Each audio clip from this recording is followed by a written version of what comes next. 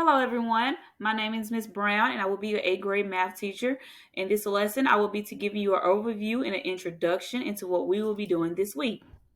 First off, in this course, we will cover five different units: the expression and equations in the number system, functions, expressions and equations, linear equation, geometry, and statistics probability.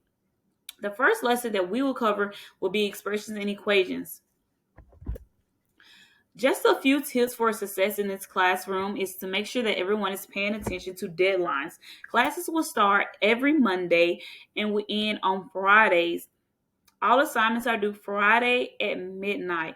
We will run like a regular school week, Monday through Friday. So make sure that you pay attention to all assignments and have them turned in by Monday at midnight. Every week you will have must do, should do, and aspire to do assignments. Must do are assignments that are non-negotiable. All students are required to do must do assignments. Should do assignments are for students who just did not get the lesson the first time and need a little extra practice. Aspire to do assignments is something that we done in the must and should do, but it's also just a little bit more practice just in case you may need it. Please make sure that you are communicating to me at all times. If you do not understand what is going on, or if you're having a little trouble just catching on to what we're doing in the class, please email or call me. My email and phone number will be placed on Google Classroom. Make sure that you are engaged in class, engaged in your learning, and ready to learn each and every day.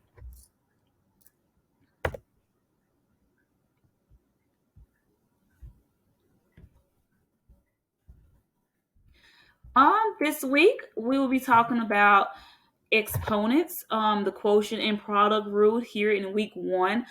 All weekly assignments are self-paced, so you have the entire week to do all the assignments that are on Google Classroom at your own speed, at your own time, as long as they are due by turned in by Friday.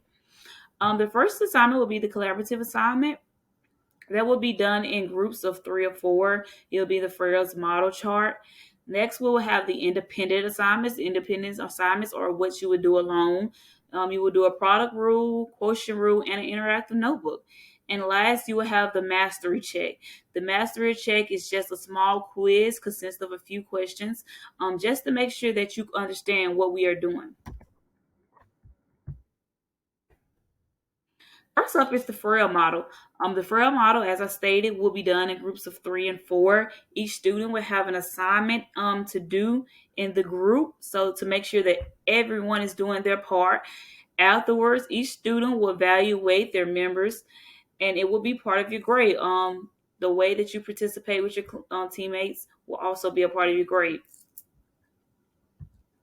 The students will fill out the squares with the correct information. In the middle of the page, there will be a topic that goes along with each section. For example, the first topic will be the product rule. And in one of the squares, it was asked, what are common mistakes made during the product rule? Well, in the product rule, you are supposed to add the exponents to evaluate the expression. And the most common mistake is for students to do is to multiply the exponents instead of adding them.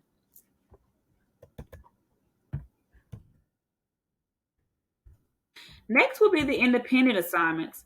The first independent assignment will be a product rule. It will be a sheet of, I think, maybe 10 to 15 problems of nothing but product rule. And students will go through and use the product rule to rewrite each expression as a single exponent. So if the rule was 2x squared times 3x squared, then the answer will be what? So the students will answer that question as a single exponent, which will be 5x squared.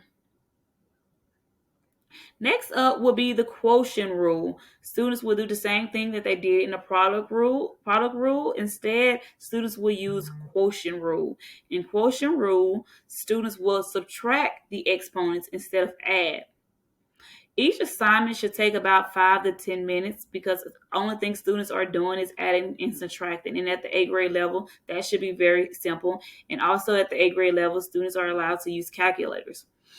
And the last but not least is the aspire to do, which will be an interactive notebook. The interactive notebook will be a combination of both the product rule and the quotient rule. You will use the drag and drop method. It will be hands on, it will be digital. So students can go in and drag and drop the correct answers in the correct spots.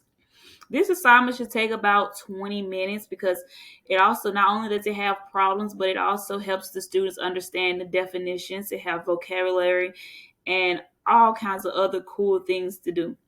So it's a really good assignment to do. So I would really, really encourage students to do the product rule, the quotient rule, and the interactive notebook.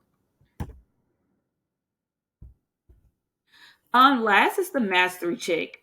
The mastery check consists of 8 math problems with a mixture of quotient and product rule. The students will do the same thing that they did on the product rule and quotient rule in the independent assignments, except this time it's just a mastery check just to make sure that students understand what we are doing in this lesson.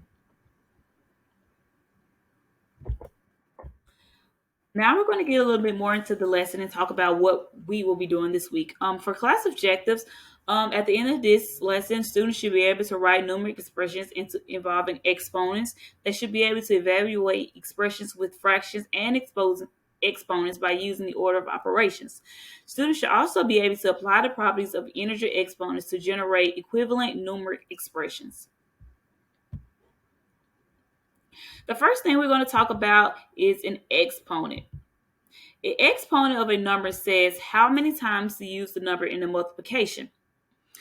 As you can see here, this is the exponent, the small little number, the 3, and you'll read that as x cubed or x to the third power.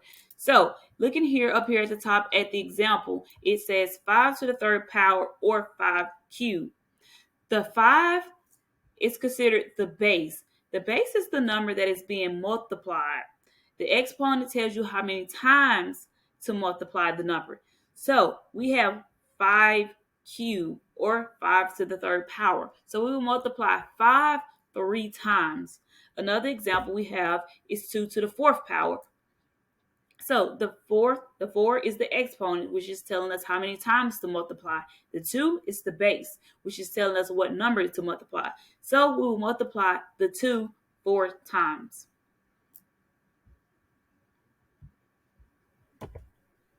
Next, we have the product rule. If you are multiplying powers with the same base, you keep the base and add the exponent. So when multiplying powers, you add exponents. So as the example stated at the bottom has 2 to the 6th power times 2 to the 3rd power equals 2 to the 9th power, because as stated, you add the exponents and keep the base. So we will add 6 plus 3, which will give us 9, and we'll keep the base 2, and it will read 2 to the 9th power. And 2 to the 9th power will equal 512.